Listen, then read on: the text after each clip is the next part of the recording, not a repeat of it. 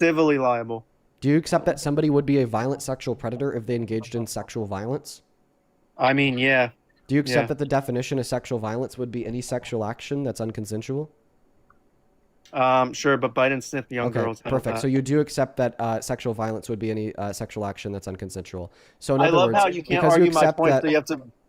yeah, that last debate ended because you told me that my counter argument was a whole lot of nothing because you couldn't comprehend it and you couldn't track the analogy that I gave you either. Projection. But anyways, so you accepted that you wouldn't support somebody as president if they're a violent sexual predator, and then you accepted somebody would be a violent sexual predator if they engaged in sexual violence, and then you accepted that sexual violence would be any sexual conduct that's unconsensual. So in other words, somebody would be a violent sexual predator if they engage in any sexual conduct that's unconsensual. In other words, you wouldn't support somebody as president if they engage in sexual conduct that's unconsensual.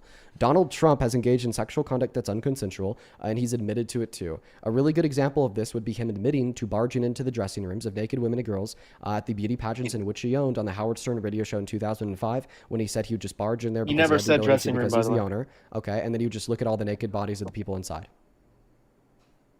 He never said dressing room, and Okay, he never tell us what a said dressing room is without using the word dressing room, please.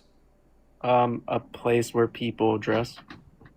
Okay, a place where people dress. So Donald Trump in the clip said that people were getting dressed in this place, meaning it was a place where people get dressed, meaning it's a dressing room. Okay, well, I haven't seen the clip, so Okay, so do you accept that if he said that people were getting dressed in this space, meaning it's a place for people to get dressed, then it was a dressing room in accordance I with the mean, word vote?